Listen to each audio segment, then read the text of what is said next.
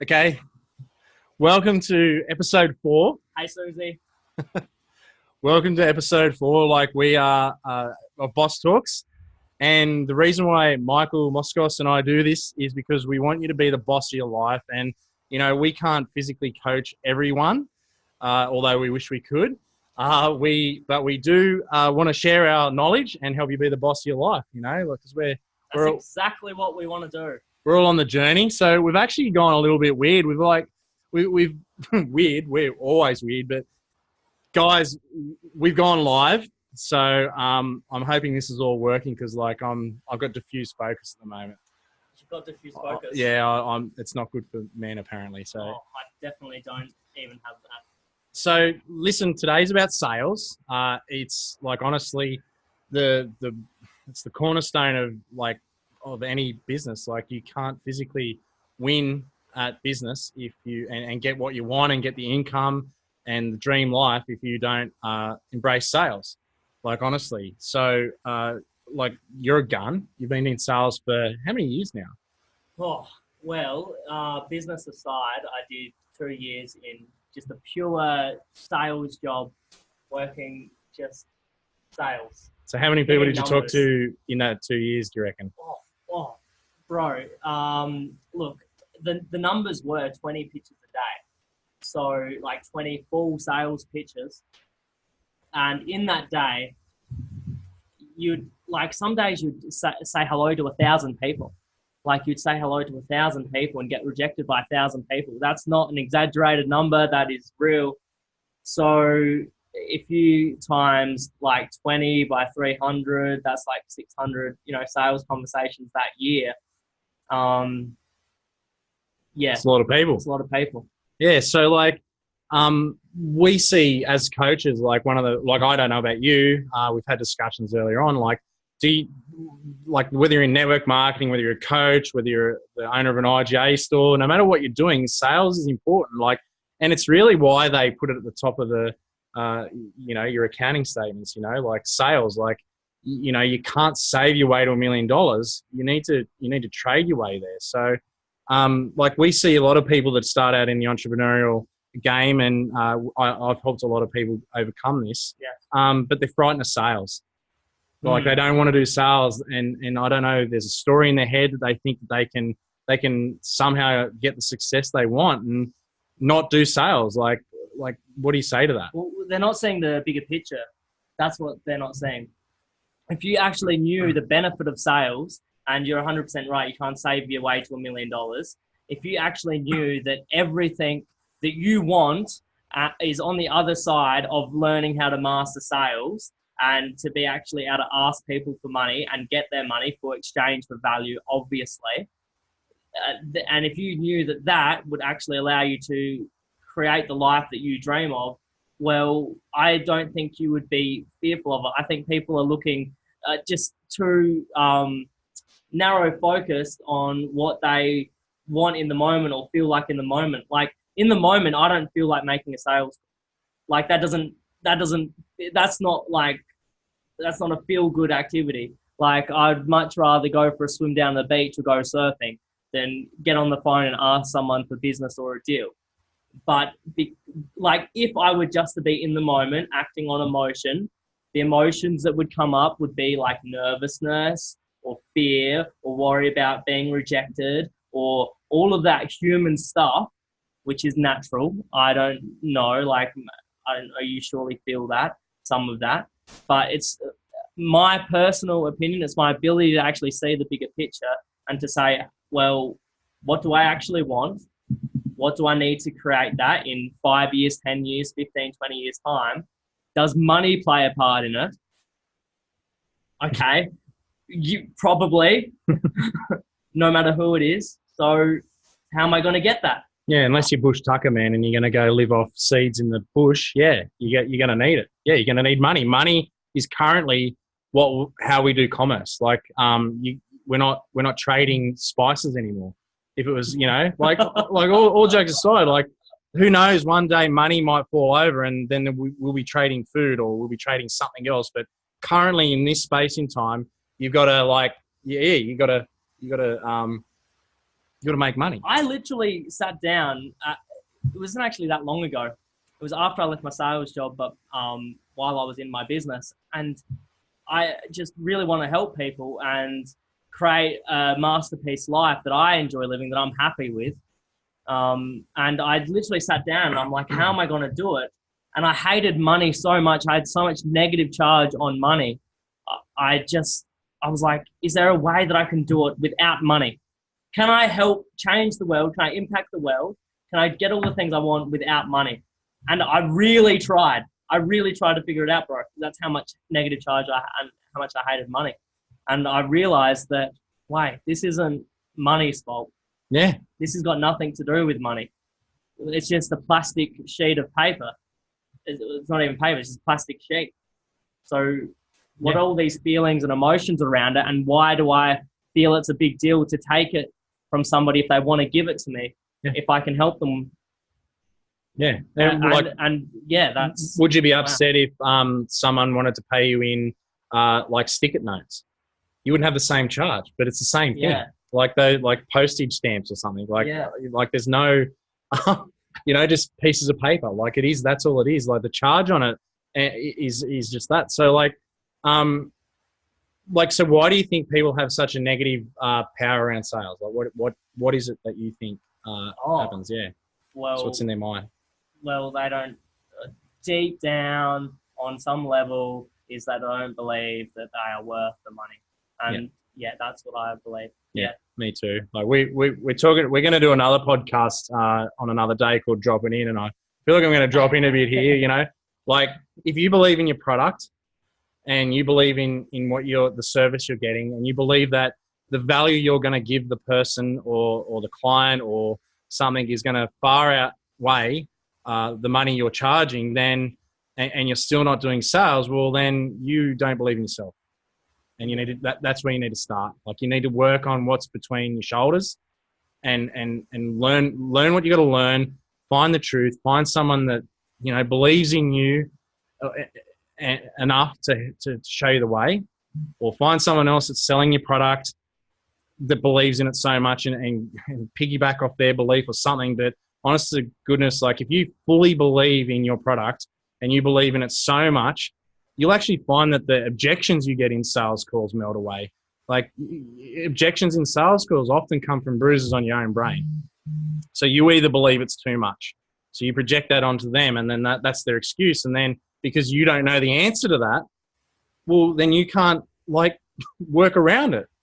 So you've got a level that you believe you're worth, and then if you ask for something that's more than that, you'll find a way to sabotage it, like unconsciously or consciously during the sales call, and you start doing things to talk the buyer out of it without even really realizing it.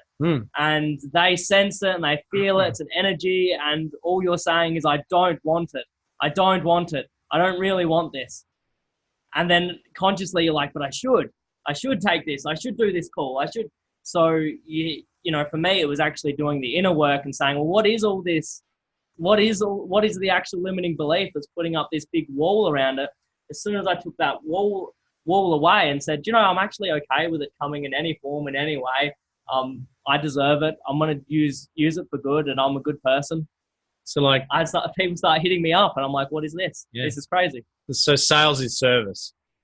Oh yeah, that's a prerequisite. Sales is service. That's what that is. Yeah. Yeah. So the second so my goal when I'm on a sales call, I don't even make it. It doesn't feel like a sales call anymore. I don't have a different vibration. I don't have a different energy coming out.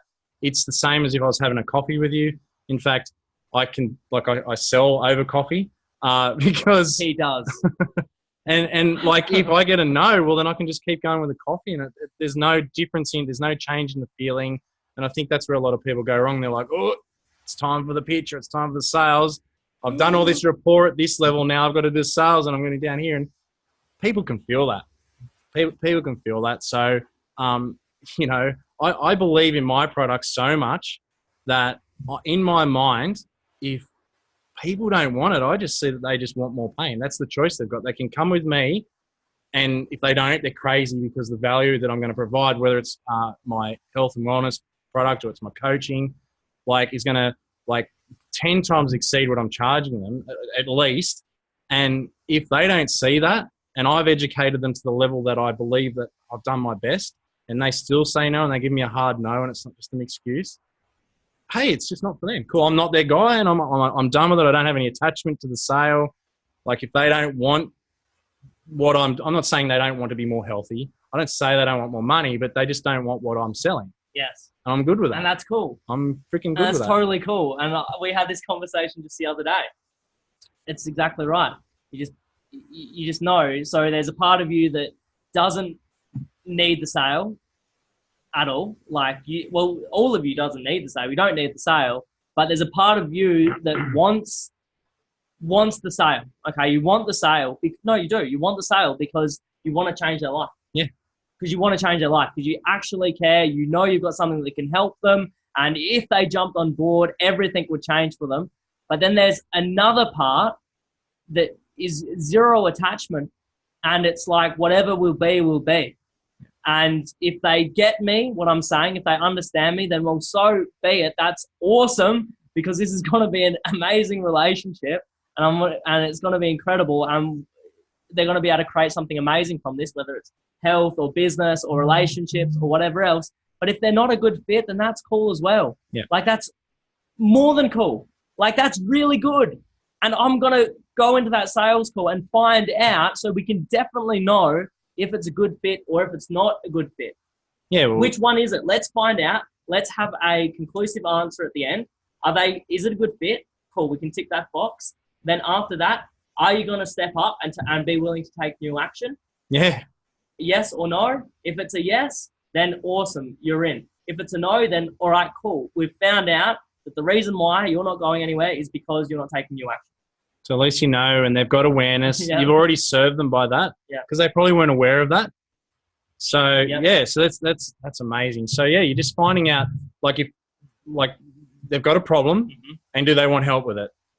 Essentially, that's what sales and if you identify the problem or the need, and they do want help with that, you make an offer to, you have a proposition, and then the rest is up to them. And like in a sales call, I just believe it's point for point. I'm very big for point. So, and is that fair?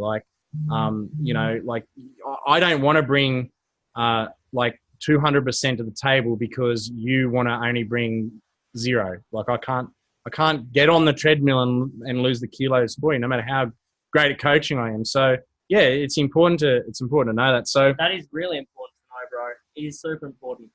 I would make all the sales calls. I would do all the marketing for my clients, but the fact of the matter is I can't. Yeah. I just can't. Like it wouldn't work. Otherwise I would do it. So they've got to be willing to do that. Yeah. Yes or no? It's amazing. And it has to be point for point. Yeah. Just like the exchange of energy. It has to be. You can't, if someone's bringing 0 energy to the table, you can't meet them with 100 points of energy. I've tried. I think we've all tried. Yeah, I've definitely tried. It doesn't work. No. You can't do it. You can't exchange the energy on someone that's not willing to move. So let's give them something that's practical. Cool. So I've got a technique that for people that are shy and they're scared to put themselves out there. And, a lot of people get programmed that way. So I get that. The schools tell you to sit down and be quiet, and listen and only, be seen and not heard. And you can get all that programming unless you're spending a lot of time in the principal's office like I did, because you're an upstart, and disruptive, a lot of people have that fear. And I think it's programmed in there. But so something that I read, and I think it actually may have came from Andy Priscilla, actually said, for people that are scared to put themselves out there, to network and to get into sales, right? Walk down. So when you're walking in the supermarket or you're walking around and you're walking down the aisle and someone's coming past, that point in time when you start to look away and you look down and, they look down and everything like that. Instead of doing that, walk up and compliment them on their shoes or compliment on their bag or just say hi. And, some people, that'll just fully, they'll go, whoa. Some people will speak to you and then you might get the odd person to go and get stuffed, and that's about them. But what if you did that 20 times a day for a month? Would you now be frightened to reach out to people anymore? Like, because you're going to get all spectrums. You're going to get great responses. You're probably going to get, I don't know, 17 out of 20 would be great responses. Some are, like a few will be like 1 out of 20 might be an F off. Yeah. And then, you know, but you know, like how can you, get into the sales floor? How can you speak to people? How can they buy from you? How can you serve the world if you don't talk to people? Yes. Yeah, I love that. And I used to consciously do it, and now I probably just do it unconsciously. That if you want to be confident on the phone, you got to be confident in real life. And it's not like I was born with it or I wasn't born with it. It's not that at all. Like, I was so unconfident. When I was younger, I'm like, damn it, I want to fix this. I want to change this. So then I went out to consciously do things to build my confidence. And one of those was a sales job. One of those, I was like, if I sell people and I keep getting all this rejection, in my mind, I linked up, well, I'm going to eventually get confidence and not care about rejection anymore. But that was huge. Like, whether you're on the call or on the sales desk, is how are you off that? Are you talking to the barista? Are you striking up conversations with people? Are you lifting people's energy? How are you going about your life? And like all these conversations, all these interactions, asking people questions, asking people hard questions. Yeah. And then when you get on the phone, it's just who you are. So, or like if you're a coach, people that are coaches and then they're not coaches outside. That doesn't make any sense to me. Like, I only help people that I can help and that I know I can help. But if you're like only caring in a coaching session, you're not caring outside of coaching, that doesn't make any sense. This is who you are. Yeah. So, and you can practice and you can change who you are, and you can choose to be confident. You can choose to act confident and just be social and interactive. So picking up the phone and talking to someone's not a big deal.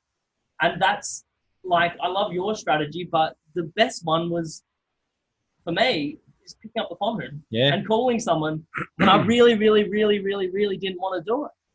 Yeah. And then doing it again and again and again until I feel really good about it. So it's a skill. You're not born with it.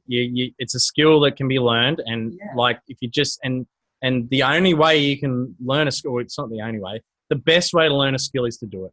Like, you can read all the books under the sun on how to swim, but until you jump in the pool and you actually get wet, then that's when that's when the improvement starts. Every business I've done, I've read so many books, but it wasn't until I actually did it. Like, I've been trained by amazing people in real estate, but I'll tell you what, I learned way more by actually doing it, like heaps more.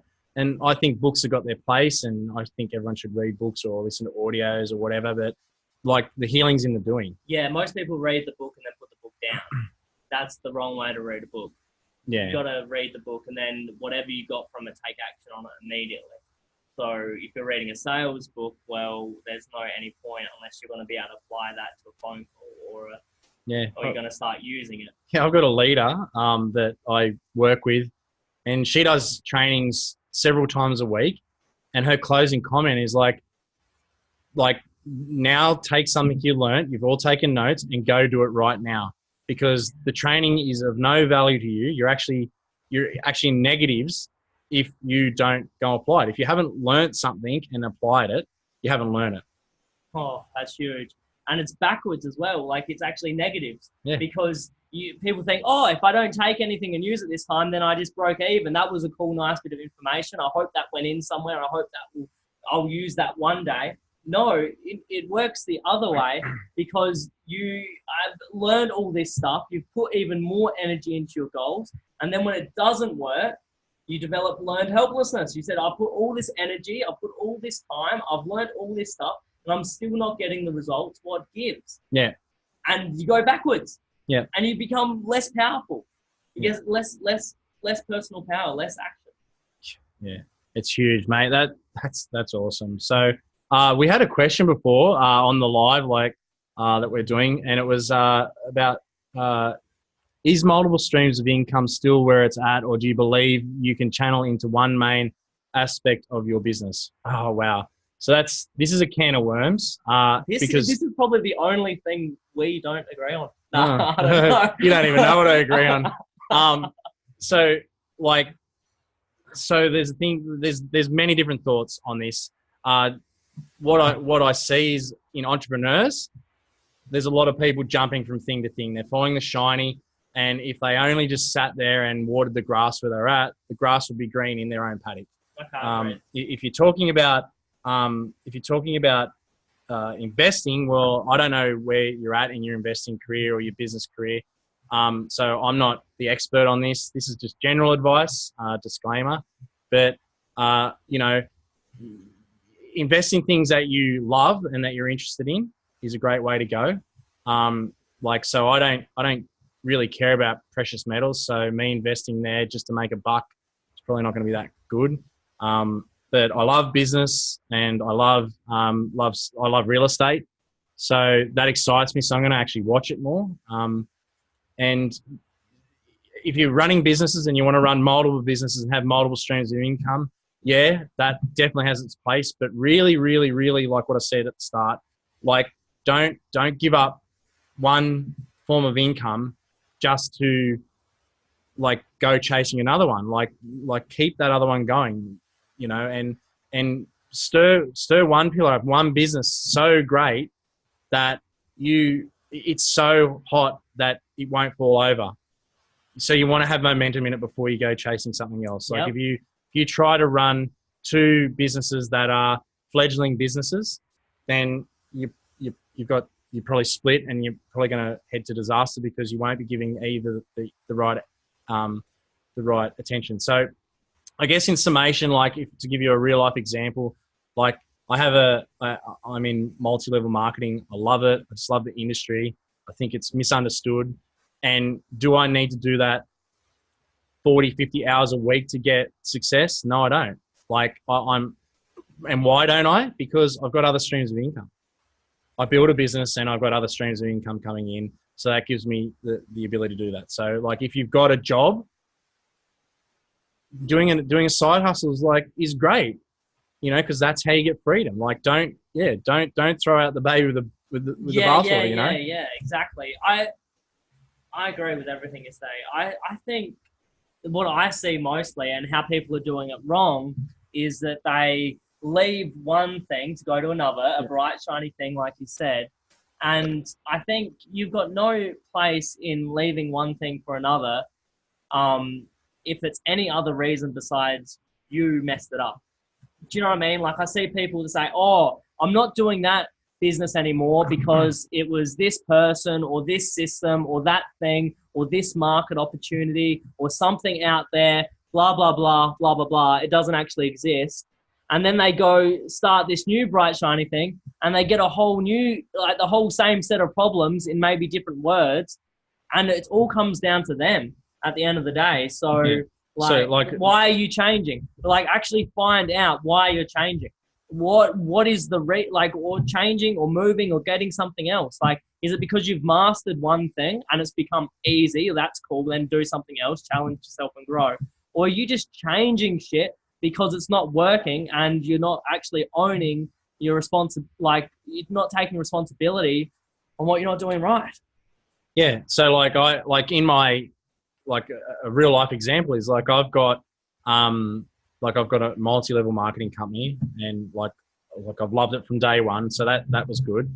Not as a business, as a product. So I've been in the business ever since because I've got the products cheaper. So I was a bit stingy at the start, but I didn't learn the industry well enough. So I didn't pay much attention. But throughout that time, because I was successful in other areas, I got prospected a lot by multiple different companies. I do get prospected, and I'm so grateful that people think that I'm worthy of poaching.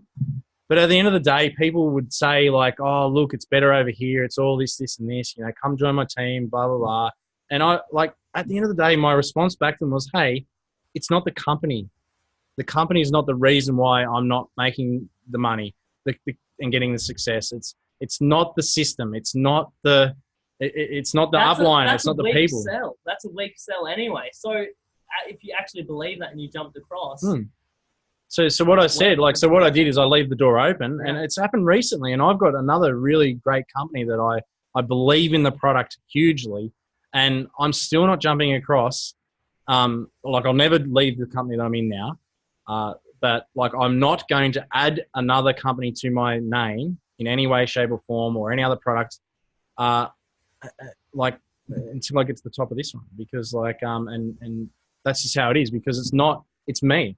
I didn't do the work. And if I didn't do the work here, jumping to another company and not doing the work's going to yield me the same results. And, that's just how it is. Bro, that's how it is. And that's how it is with business, with the marketing, and with the sales. And that's what stuffs people up, going back to sales as well, is it just, the whole thing is just not taking responsibility. That's what messes people up, because then that leaves them helpless.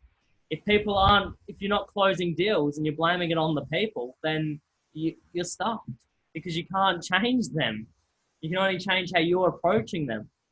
So it gets back to the old story. Like, we've said this in the other results, and like, we'll wrap it up soon, because this has been great. But like, they'd be asking why. Why am I not getting these people involved? Why is the business wrong? Why is this system? Why is everything else apart from me? Why I'm not getting a result? Like, why is always a disempowering question. Like, if you're not getting the sales or you're not successful in business, ask, what has to change? What do I need to learn? What's the new skill? What's the new mindset that I can get? What's the education? What's the application I can do? What's the follow through I can do? That's the formula of success. And anyone that wants to say anything different, well, like, you're wrong. No, show me your results. No, yeah, well, show me where your results are. But it has the results of blaming people and asking why, and getting really good at knowing your problem. Where's the results in that? Like, I don't know. I've tried it personally in my life, and I didn't get the results I liked. Yeah, blaming others, like blaming others and saying they should do this is music to my ears if you're in competition with me, because I know I've already beaten you. I know I'm going to kick your ass.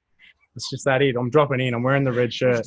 Yeah, you got me there at the end. Like, yeah. So that's just how it is, guys. So listen, if this has been of value, like, please share it. We're on Anchor, and we're across all the different. We even hit iTunes the other day.